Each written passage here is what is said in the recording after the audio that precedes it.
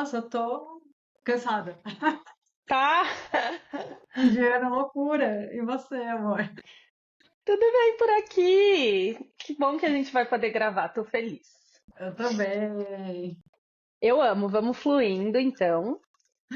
Bom, vou começar com a minha primeira pergunta, que é muitas vezes, né, quando a gente fala de separação, a gente fala de um processo que tem muita mágoa, tem muita raiva, tem muito ressentimento.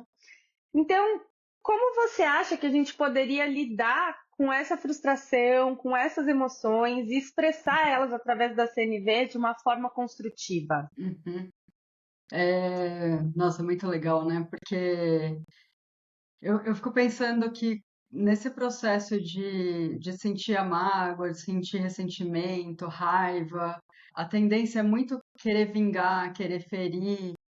E eu entendo esse querer se vingar, querer ferir, como uma busca muito grande por empatia, né? Por eu quero que você entenda o que eu estou sentindo, na pele.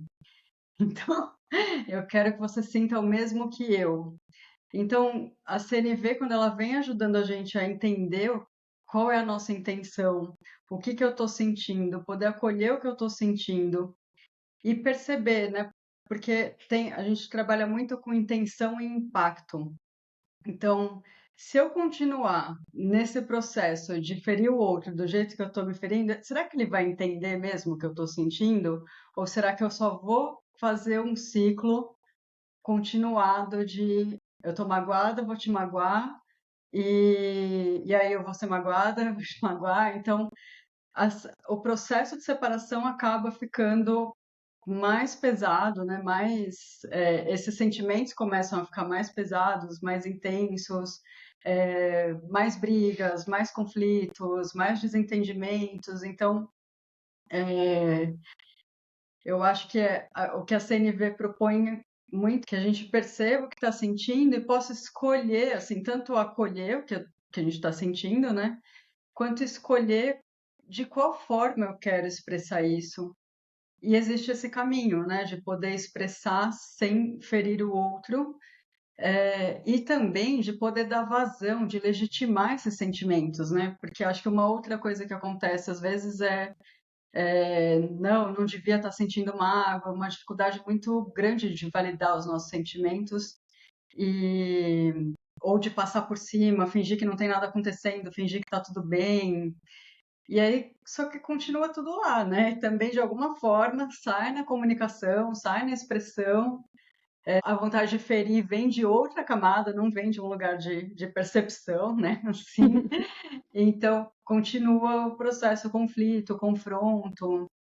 E eu acho que poder legitimar e encontrar um espaço em que isso possa ser expresso, que não seja nesse contexto, para que nesse contexto eu possa me colocar, né, a gente possa se colocar da melhor forma possível, não no sentido de querer ser gentil e de querer amenizar alguma coisa, de passar pano, não nesse sentido, mas num sentido autêntico mesmo, de como eu cuido de mim aqui nesse espaço que está ferido. É um espaço que está ferido, né? O amor está ferido. Eu falo amor não no sentido de amor, nossa, tem amor ainda, às vezes tem, mas a conexão tá ferida, vai, vamos pensar, a conexão tá ferida e aí é um espaço que eu preciso me preservar, me cuidar e tal, então qual é a melhor forma de eu fazer isso e também de prevenir esses conflitos que talvez me machuquem mais e machuquem mais a outra pessoa também. Isso é muito legal, né? Eu só vou fazer um adendo que eu estou com um pouco de alergia, então eu peço desculpas para quem está escutando. E também que eu estou muito feliz de te ter aqui pela segunda vez e que a gente está podendo começar o ano do mesmo jeito que a gente começou essa jornada do podcast. E isso que você falou, eu estava falando sobre isso, inclusive, nos meus atendimentos dessa semana. Essa questão da gente criar esse espaço interno para poder sentir o que a gente está sentindo. Porque muitas vezes, principalmente nesse mundo onde, eu não sei se você já percebeu, mas ninguém quer ser feito de trouxa, ninguém quer ser feito de tonto, e eu sempre falo que isso é uma coisa que a gente precisa ressignificar urgente, porque quem tá sendo tonto, né? A pessoa que ela é honesta, que ela é verdadeira, que ela se expõe, que ela se mostra vulnerável, ou a pessoa que se aproveita disso e usa isso como uma forma de deixar o outro inseguro, como um mecanismo de defesa. Então, acho que esse é um ponto. Mas muitas vezes a gente está numa situação que é desconfortável, que está machucando, só que a gente quer fingir que não. A gente quer fingir que nada afeta, nada abala, não tô nem aí. E isso é uma autoagressão, né? Porque eu posso primeiro sentir o que eu tô sentindo, mesmo que seja entre eu, ou entre eu e meu terapeuta, aí, ou entre eu e a minha melhor amiga, né? Mas eu posso primeiro sentir o que eu tô sentindo, entender que sim, isso que ele falou me deixou chateada. Sim, eu talvez fiquei com ciúmes de uma coisa que eu teoricamente não deveria ter ficado, mas eu fiquei, né? Eu senti. Então, muitas vezes eu achar que eu não deveria sentir o que eu tô sentindo, me coloca num lugar de fingir que eu não sinto. E isso não é bom, né? Isso só vai varrendo para debaixo do tapete do inconsciente. Então, primeira coisa, eu acho que seria você se validar e se permitir sentir o que você está sentindo, mesmo que a sua racionalidade ache que esse é um sentimento não justificável ou que sentir isso te faz ser trouxa. E aí, entre aspas, né?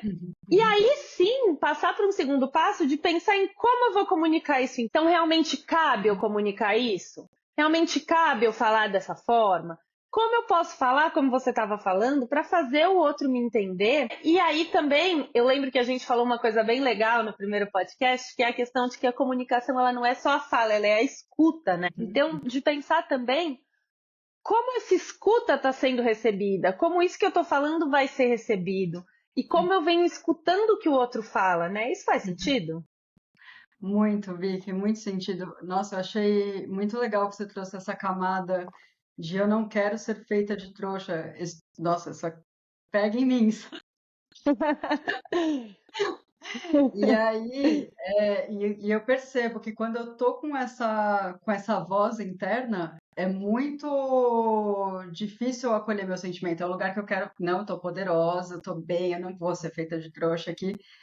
Nossa, mas meus sentimentos começam a explodir, eu começo a ficar mais cansada, começa a vir mais tensão, assim, então, cada vez que eu posso ir para um lugar de segurança e soltar, que é isso, é com uma amiga, é com um terapeuta, é outro lugar em que eu tenho espaço para elaborar o que está acontecendo comigo, sendo honesta comigo, de verdade, e abrindo, nossa, esse campo é muito, muito libertador, assim, sabe? Faz tirar isso e aí eu tô pensando na Gisele Pelicot, né? Que de quem que é a vergonha? Você trouxe essa fala, me veio ela na hora. É maravilhosa, né? Chocante essa história, Tá gente. do outro lado, sabe? Assim, não é É. quem está sendo honesto que precisa carregar esse peso, né? Quem tá se aproveitando dessa vulnerabilidade, né? Então, aceitação da nossa vulnerabilidade, eu acho. E essa camada da escuta muito, muito importante, porque também, se eu tô com essa lente de tô sendo enganada, tô sendo feita de trouxa, qualquer coisa que vier também vai passar por esse fio, e eu não vou estar escutando a pessoa de verdade. E essa tendência a não escutar também começa, né? Se eu tô ferida, eu não quero escutar, se eu tô. E é louco porque a escuta ela ajuda a curar essa ferida, a tirar essa camada que começa também a aumentar o conflito, assim. Então é bem real, assim, tudo que você falou. Para mim, né? Espero que para quem fizer sentido também. Total. Não, essa história da Gisele, ela é surreal, né? Pra quem não acompanhou, e eu imagino que não devam ter muitas pessoas, o marido dela dopava ela e convidava outros homens para estuprar ela enquanto ela estava apagada. E ela foi descobrir isso quando ele foi preso, né? Porque ele acabou mexendo com outras mulheres no supermercado e a polícia foi, pegou o computador dele, descobriu tudo isso e no julgamento, quando ela está no tribunal, uma das frases que ela mais fala é que a vergonha não é dela, né? A vergonha é dele. Então a gente precisa ter isso muito claro, né? Porque muitas vezes é o que a gente estava falando nesse mundo que a gente vive, é como se a gente tivesse que sentir vergonha por ter acreditado, por ter se aberto, quando não, né? Quem tem que sentir vergonha é quem se aproveita. Então, essa redefinição de valores, ela é fundamental. E aí, eu queria te perguntar, e aí agora eu vou fugir do nosso script, que é como lidar quando você está querendo comunicar ou tentar ter esse tipo de comunicação com alguém que não quer ouvir ou não está disposto. O que você acha que dá para fazer aí? Dá para fazer alguma coisa? O que você acha, Dani? Uhum. Nossa, esse é um lugar que é uma pergunta que sempre aparece, assim, como que eu falo com uma pessoa que não quer me escutar, que está fechada para a relação, né? Assim, às vezes, o máximo que tem para fazer é falar, olha, eu quero muito falar com você, eu tô magoada, eu tô chateada, eu tô frustrada, eu tô precisando dessa comunicação, eu gostaria que tivesse comunicação, entendimento, o que gostaria, né, que tivesse nessa relação que quando fecha a janelinha, eu tô lembrando do Dwight fazendo fechar a janela no The Office, quando fecha a janela do carro e não olha, não passa a mensagem aqui. E, assim, é o que eu gostaria que passasse, né? Mas às vezes a pessoa realmente fala não, e aí o entendimento de que essa é uma estratégia que, quando a pessoa corta a comunicação, ela está falando um não para a gente, e sempre que ela está falando um não para a gente, ela está falando um sim para ela. Quais são as necessidades dela que estão sendo atendidas com essa estratégia? Né? Quando a pessoa fechou a comunicação, às vezes ela também está tentando ferir, porque ignorar também é uma tentativa de ferir, e nessa tentativa de ferir tem dá para escutar, né? Tem uma pessoa que está magoada, que está ressentida também, que não sabe como lidar com a situação, que está com medo. Então, dá para perceber, dá para também ir perguntando, né? Ver se vai abrindo esse espaço. Olha, eu queria saber, eu estou pensando às vezes em situação de WhatsApp, que dá para ir perguntando para a pessoa, né? Assim, você está com medo, você está preocupada, você gostaria de ter mais segurança na nossa comunicação? Então, às vezes isso é possível e às vezes a pessoa falou não, não mesmo. Eu tenho casos de pessoas, eu conheço, de pessoas que realmente fecharam a comunicação e falaram não, não entro em nenhuma comunicação com você.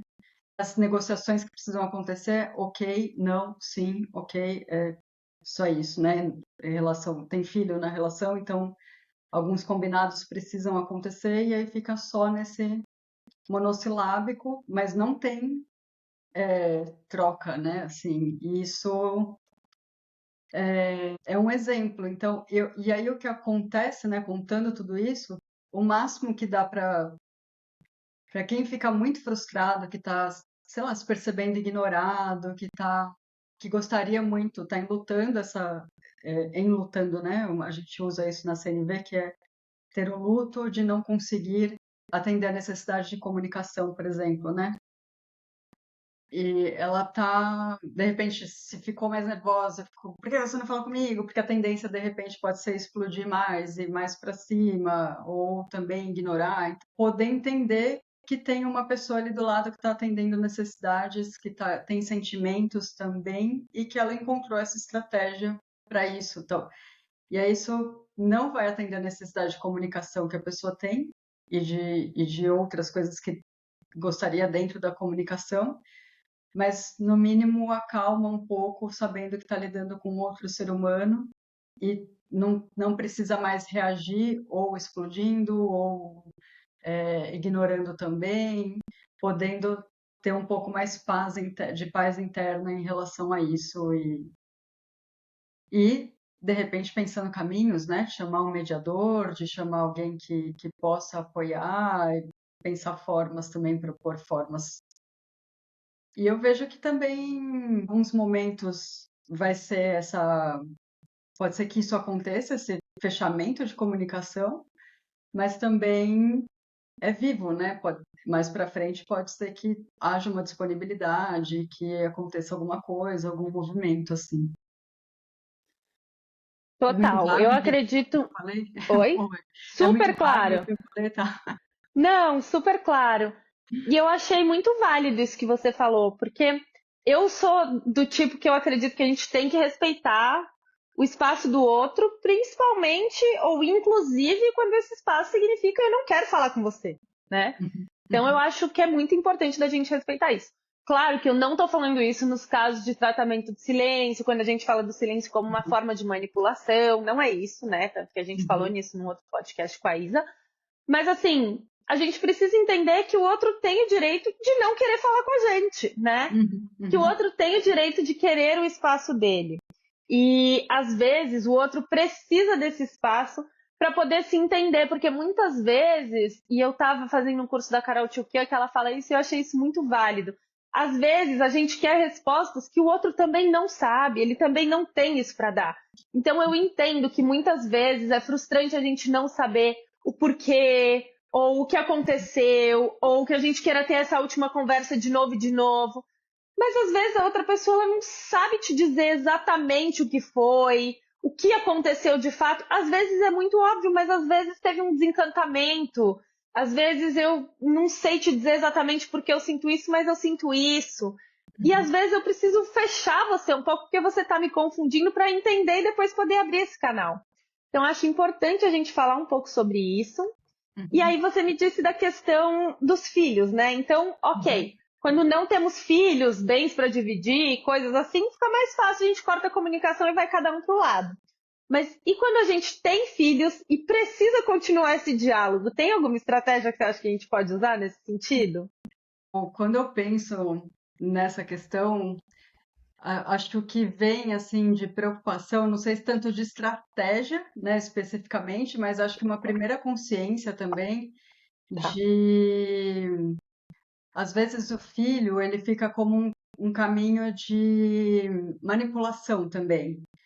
Então, não vou deixar você ver, vou deixar você ver, vou negociar, não quero, quero ver tal dia, não vai. Então, às vezes ele entra dentro dessa moeda de vingança, de troca, né, da mágoa, assim, confunde-se a mágoa de cada adulto ali com essa relação com o filho. E se não tem a comunicação também, às vezes as pessoas usam o filho como forma de levar mensagem.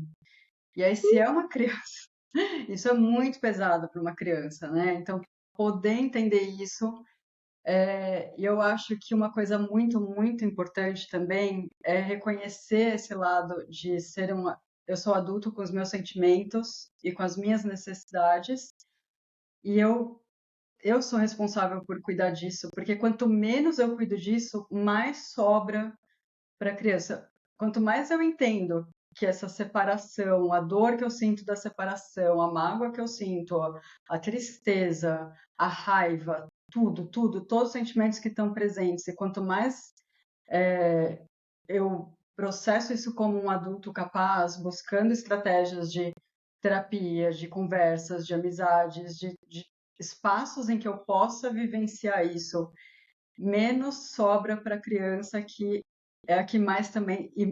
E mais eu tenho espaço para cuidar dessa criança, porque também tem isso, né? Um adulto que está despedaçado, precisando cuidar de uma criança. Estou pensando em criança, né? Na separação de filhos, crianças, assim. Precisando estar inteiro para essa criança. Ela também. E ela também sofrendo ali, né? Por conta da separação e tal. Eu acho que a estratégia principal antes de comunicação. Bom, antes da comunicação do com o outro é esse lugar de autocuidado de ambas as partes. E, e eu acho que também seria muito valioso, assim, uma coisa que a gente faz muito na CNV é combinados, acordos e tal. Eu imagino que escrever acordos, escrever combinados, como que a gente vai lidar com isso a partir de agora, pensando no bem-estar da criança, seria algo muito que facilitaria esse processo, né? Eu estou pensando em uma coisa agora, separada, assim, dessa pergunta específica, mas tem casais na comunicação não violenta que trabalham com comunicação não violenta, que eles, na separação, a separação não foi dolorida, ela foi um entendimento de que era o melhor para o casal.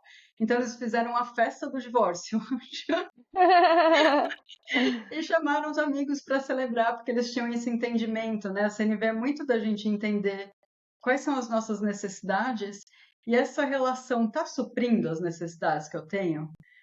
Então, não está mais. E poder ter esse diálogo aberto e entender que, nossa, eu estou querendo muito seguir por um caminho diferente, mesmo assim é dolorido, né? A separação sempre vai ser um luto, são sonhos que se perderam, são expectativas que se foram e tal. Então, esse formato de comunicação de quem está preparado para isso é muito valioso, né? Ter esses combinados, assim. Então, é possível, inclusive, se separar sem ser tão dolorido, assim, ter uma comunicação que apoie a separação.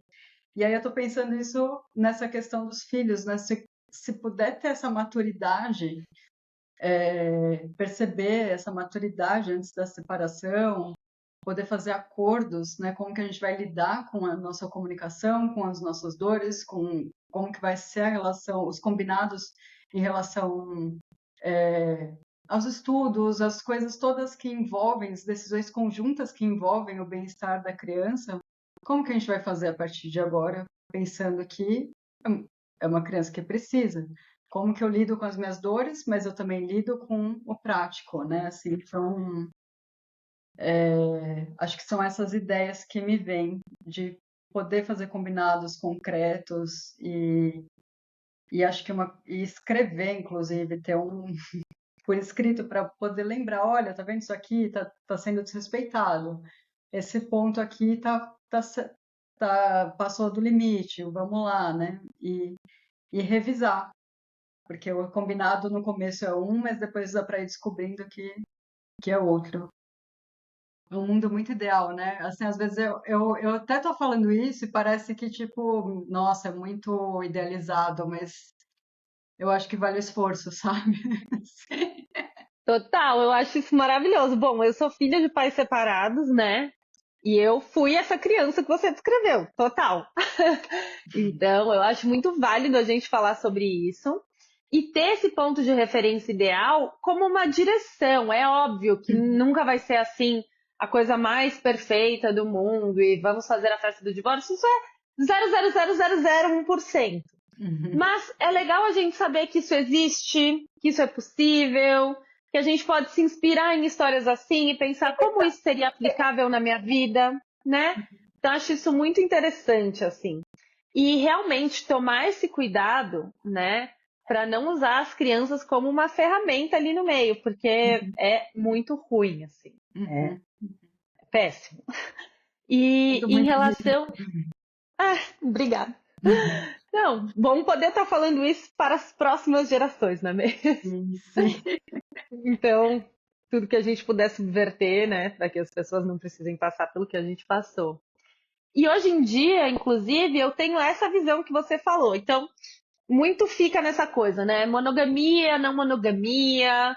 Acho que essa é uma das discussões do momento. Inclusive, agora a gente está tendo essa inversão de que as pessoas não monogâmicas dominam, às vezes, uma cena da solteirice, dependendo da geração que você está se Uhum. relacionando. E a quem é monogâmico está tendo dificuldade. E aí, eu acho que falta um pouco disso que você falou, que é tudo é conversável. Então, tudo bem, a gente pode partir de um princípio ou de outro, mas independente da forma de relação que a gente escolha, né? A gente precisa poder entender que às vezes vão ter coisas que a vida vai surgir, que vão surgir na nossa vida, que são imprevisíveis. O desejo ele é de uma ordem imprevisível, né? A gente não consegue saber o que vai acontecer, o que vai vir, como a gente vai sentir, como a gente vai querer lidar. Então, é importante que a gente tenha esse espaço aberto e que tudo seja de fato conversável. Para a gente poder conversar e falar, ó, tá acontecendo isso daqui, tô sentindo isso daqui desse jeito. E aí, o que a gente vai fazer? Topa lidar com isso, não topa? Vamos pensar numa forma, então, que funcione? Ou então, putz, não tem jeito, não vai funcionar, então vamos terminar. Então, eu acho que falta, né, um pouco disso para essa discussão. E isso serve para todos os tipos de relação. Então, assim, A gente precisa poder suportar o peso e bancar essa escolha de dar para o outro a opção de ir ou ficar, ao mesmo tempo que a gente tem que estar disposto a escutar e buscar uma solução juntos também. Então eu Uhum, acho muito legal a gente pensar nisso, sabe? Em como falar, em como escutar. Nesse exemplo uhum, do casal que você deu, de ter esse espaço aberto. Então, será que é tanto sobre isso, você ser monogâmico ou não monogâmico, hierárquico ou não hierárquico, anarquista ou não anarquista, ter uma relação aberta ou ser poliamor? Ou será que é sobre, independente da forma de relação que você escolha, e aí vamos incluir amizade, vamos incluir tudo.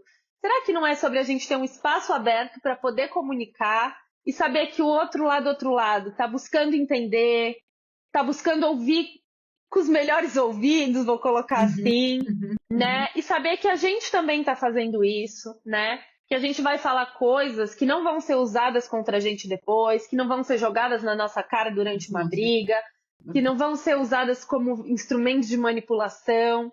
uhum. Então, eu sinto que isso é muito importante, isso é o que mais falta nas relações, e é como se a gente ficasse discutindo coisas que não são tão relevantes no fim. Faz sentido isso?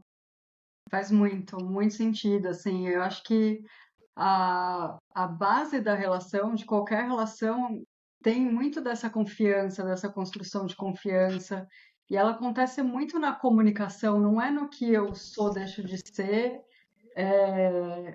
mas é muito, muito isso, né? O que eu sinto e o que eu posso comunicar para você com a segurança, qual é o grau de segurança que a gente cria dentro da relação para poder expressar o que sente, e saber que a outra parte vai receber, vai escutar e vai ter uma disponibilidade para cooperar, não cooperar exatamente com o que eu quero, mas vai poder também expressar com honestidade qual é a capacidade de cooperar com isso que eu estou querendo. Então, estou pensando muito nisso que você falou, né? Ah, então eu sou não monogâmico, então eu sou monogâmico, então não vai dar certo, então agora eu quero experimentar outras coisas e você está me atrapalhando. Vai um pouco para esse lugar, né? Pode ir por esse caminho. E Uhum. aí aí eu tô ferindo a pessoa, né? Então você tá me atrapalhando. Mas não, se eu tô num, tá, eu quero experimentar a não monogamia porque meu desejo surgiu e eu poder comunicar isso para a pessoa e ter um espaço de que isso vai ser conversado, de que vai chegar em algum lugar, nossa, é muito mais precioso do que sou monogâmico ou não sou monogâmico, né? Foi um pouco do que eu estava entendendo que você estava falando, Total, de como as nomenclaturas agora vêm vindo, elas são importantes para as pessoas se entenderem, se compreenderem, claro. mas às vezes vem esse uso um pouco distorcido, um pouco aproveitado como uma forma de manipulação, né? Então tem uma consciência mesmo nesse sentido e, um, e tem a ver com o respeito também, né? Na relação, um grau de respeito, de cuidado, quanto estou tendo de respeito e cuidado nessa relação, na segurança do vínculo. É isso, você falou uma coisa que pra mim é o ponto, é exatamente o que você falou, foi exatamente isso que eu quis dizer. É que vira uma distração. Eu acho que é importante a gente conseguir nomear sentimentos, formas de se relacionar, identidades, mas assim, tá, isso é importante, mas será que a gente não tem que olhar também para respeito, intenção, né? E a minha próxima pergunta, inclusive, é sobre isso. Então, eu escuto muitos casos que eu falo, você tá dormindo com o inimigo, né? Porque você vê que a outra pessoa ela não tem uma intenção, porque às vezes você percebe que existe uma boa intenção, mas falhas de comunicação, né? Não consegue encaixar, encontrar, a emoção domina, a pessoa se descontrola e depois volta. Mas e quando não tem essa boa intenção o tempo todo, né? E quando a intenção está corrompida? O que você acha que a gente pode fazer, Dani? Ai, nossa, é, eu acho que tem, assim, me dá a primeira resposta, sai daí. Corre! Mas pode ser reparar, né? Essa intenção nunca existiu, essa boa intenção sumiu, essa boa intenção sumiu em que momento? E às vezes foi algo que aconteceu dentro da relação que machucou a pessoa e aí ela se retraiu e, e, e guardou essa intenção. Aí vai naquelas mágoas de formas de reagir da infância, dos padrões traumáticos, né? Então, já que você é a mágoa, ela não vai estar ali na separação, mas ela está ali Uhum. corrompendo a relação, né? Até de repente chegar na separação. Mas então o que será que aconteceu? Se eu tenho realmente se eu estou querendo muito cuidar dessa relação, se é uma relação que é valiosa para mim e que eu percebo que tem algo a ser resgatado mesmo, eu acho que o caminho é olhar um pouco mais fundo, né? O que está acontecendo com essa pessoa, para ela tá, para eu não conseguir enxergar a boa intenção dela nas ações dela, ou é algo que realmente para a pessoa já não está fazendo mais sentido e ela não consegue comunicar e eu tô lá tentando uma coisa que não é mais, né? Assim, então eu acho que o caminho é esse, olhar mais fundo, propor para a pessoa se ela tem disponibilidade de uma conversa, de uma terapia, de uma honestidade, assim, criar esse espaço seguro para que ela possa se expressar também e, e ver o que é possível fazer, né? Assim, mas é muito louco, como a primeira reação é sai daí. E eu tô Mim pensando uma também. coisa, Vi, que tem uma coisa na minha cabeça também, que é exatamente desses pontos que a gente tem falado, né? Como o machismo está muito presente e a gente está muito ferida com o machismo nós mulheres, né? E aí eu tô pensando agora em relações hétero, né? Mas Uhum.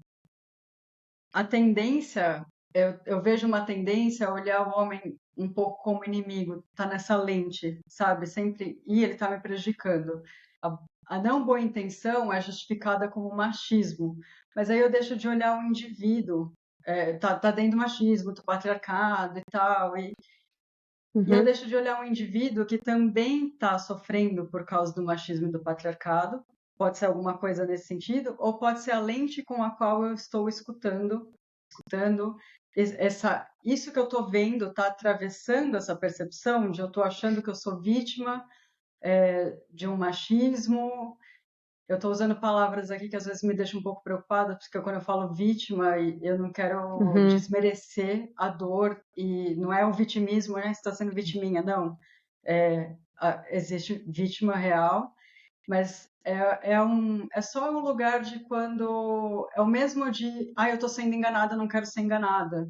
Então, Uhum. essa lente com que olhos eu estou enxergando isso? Com que ouvidos eu estou escutando essa não boa intenção? E o quanto essas camadas sistêmicas também estão me influenciando e às vezes não permitindo com que eu me relacione com esse ser humano que está na minha frente e que também está ferido e que de repente está querendo conexão, mas não consegue. E aí fica esse um fere o outro, né? Cada um de uma forma, sem.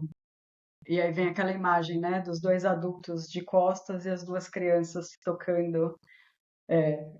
Acho que essa imagem é bem famosa, né?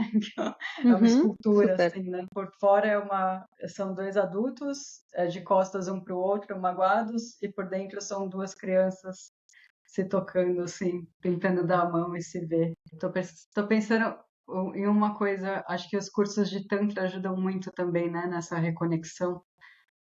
Uma estratégia também, quando para o casal poder se reconectar, pode ser esse, se houver disponibilidade, né? Primeiro checar a intenção mesmo e depois essa disponibilidade.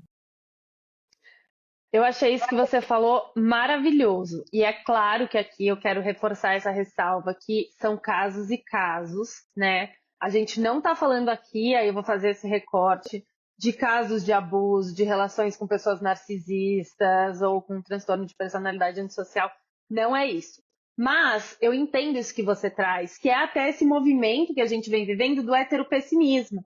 Então, às vezes, a pessoa ela está projetando tudo aquilo que ela já sofreu dos relacionamentos anteriores, que ela já passou. E aí eu tô olhando para o João, mas eu não tô vendo o João. Eu tô vendo o Pedro Henrique que me largou na escola e o outro que fez isso comigo. E aí essa pessoa faz alguma coisa que me remete a uma coisa que já aconteceu e eu já coloco ela dentro dessa mesma caixinha. Então eu acho muito importante a gente falar sobre isso, né? E analisar mesmo essa lente que a gente vem usando para enxergar o mundo. Então, isso que você falou é fundamental e, inclusive, passa muito, como você falou que aquilo te pegou, isso me pega, né? Passa muito pelo meu processo, porque eu atendo muita gente, né? E eu trabalho com essa questão do abuso, então, para mim, é uma carga muito grande. Eu acabo vendo muitos casos muito difíceis e minha lente, ela é, né, um pouco contaminada nesse sentido.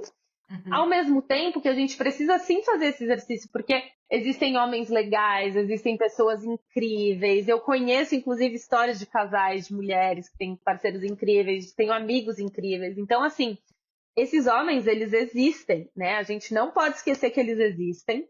E a gente precisa conseguir entender, isso é uma coisa que eu sempre gosto de falar, que não é nem estar no lugar da Coreia, né? Como a gente falou no podcast passado, da inocência, que eu não vejo nada, que eu acho que a barba dele nem é tão azul. E nem no lugar reativo, onde eu acho que tudo e todos estão contra mim, ou que todo mundo pode ser uma potencial ameaça, ou que todo homem em algum momento. E sabe, daí começa aquelas frases. Ah, porque é homem, né? Ah, porque o que você esperava, né? Ah, mas é óbvio que ele falou isso. Então a gente começa a escutar isso muito, né? E até essa coisa, reparação histórica, reparação histórica. Então a gente precisa tomar cuidado com esse discurso, porque não é sobre isso, né? Não é sobre se vingar mais uma vez. E aí eu Uhum. vou voltar para o começo da nossa conversa, porque eu percebo que isso acontece muito.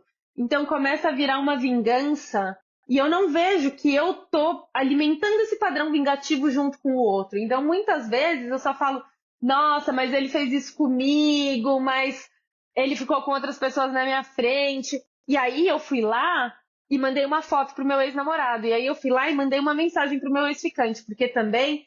E aí você percebe que você se torna um monstro que você tanto julga. Então a gente precisa tomar cuidado para não acabar entrando nesse jogo e não acabar se tornando aquilo que a gente acha tão prejudicial e não acabar causando no outro a dor que foi causada na gente, né? Então, eu Uhum. acho isso muito válido e, mais uma vez, fazendo esse recorte, a gente não está falando dessas situações que realmente são abusivas, com pessoas que realmente são vítimas, que eu sei que muitas de vocês que me escutam passam por isso, mas mesmo quando a gente passa por isso e a gente vai entrar numa nova relação, a gente precisa ter esse cuidado, porque senão a gente acaba trazendo esses mecanismos de defesa que são necessários dentro dessas relações, até a gente conseguir sair, mas a gente acaba se defendendo de pessoas que nem precisam que a gente se defenda delas. E aí a gente acaba sendo tóxica muitas vezes a partir desse lugar de querer se defender dentro de uma nova relação, e é claro que isso vem de um lugar traumatizante, mas é um lugar sim que a gente precisa tomar cuidado. Uhum. Uhum. É bem isso mesmo.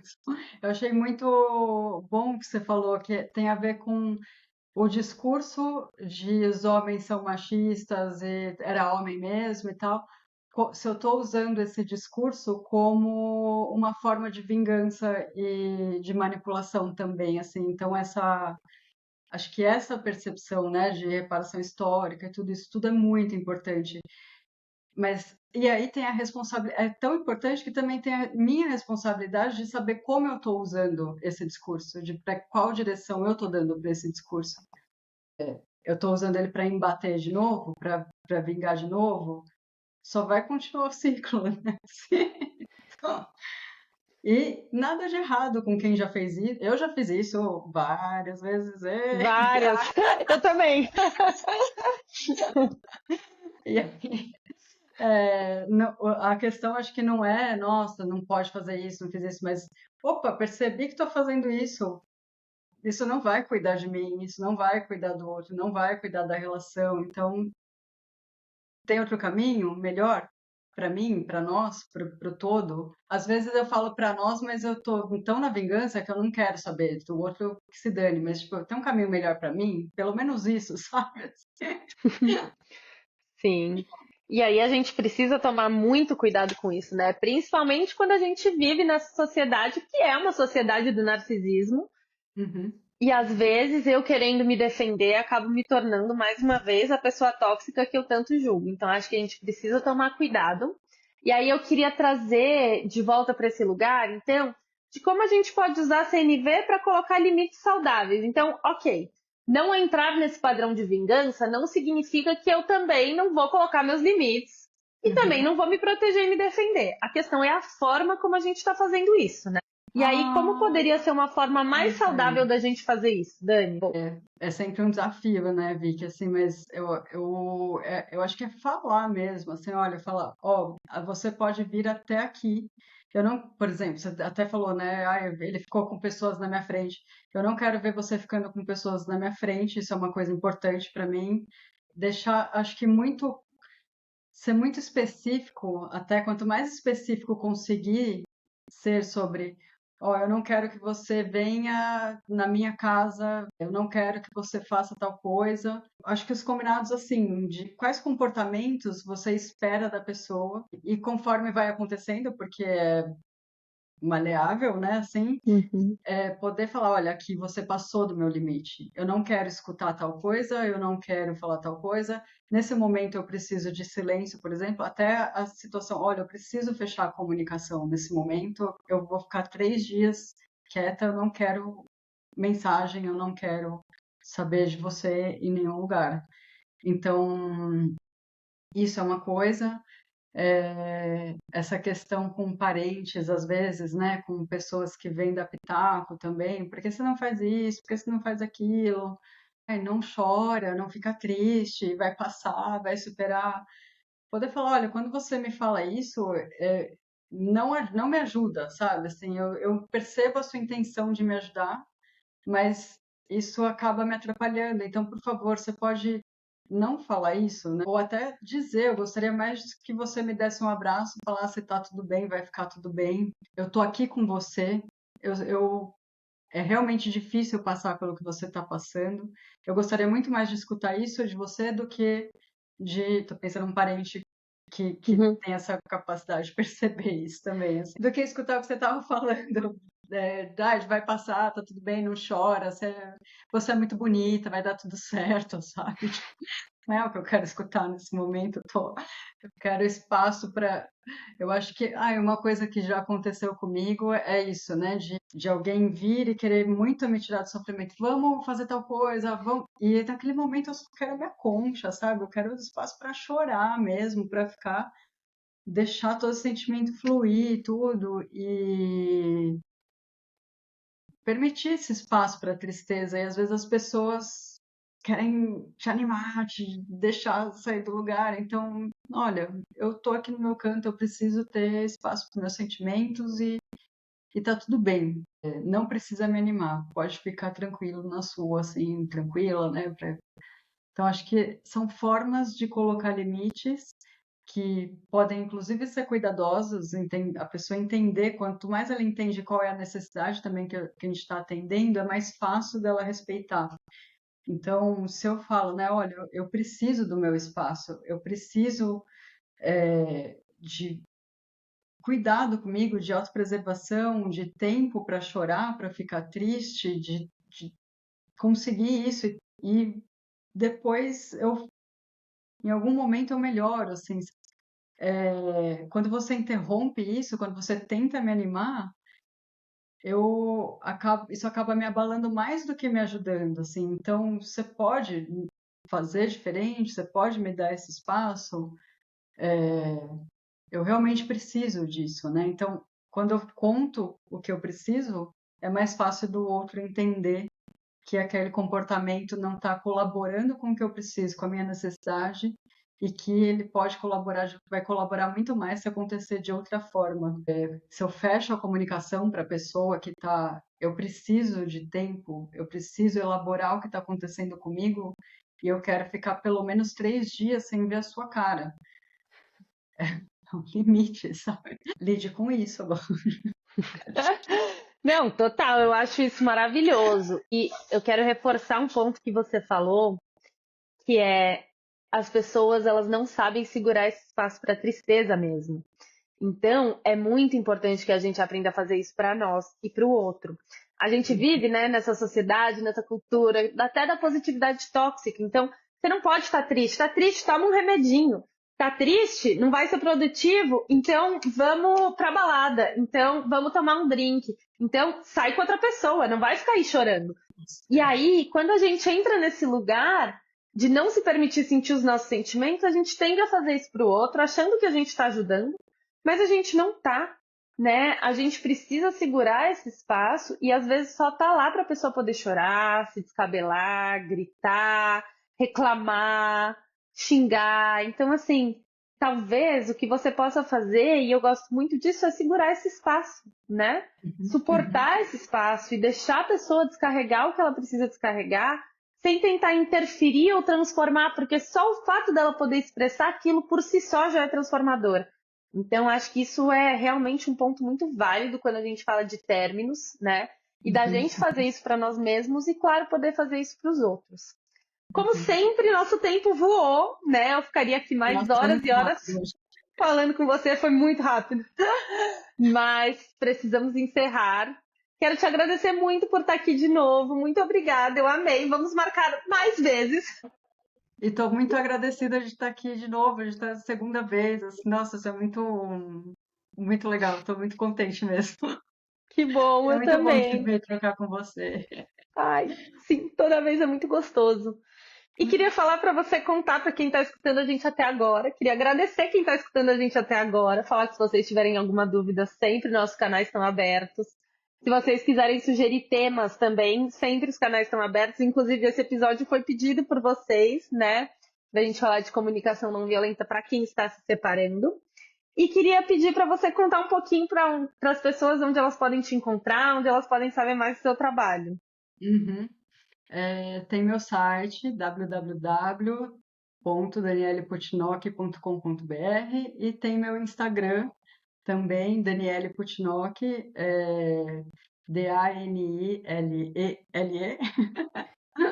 E Putnock é Putnoki.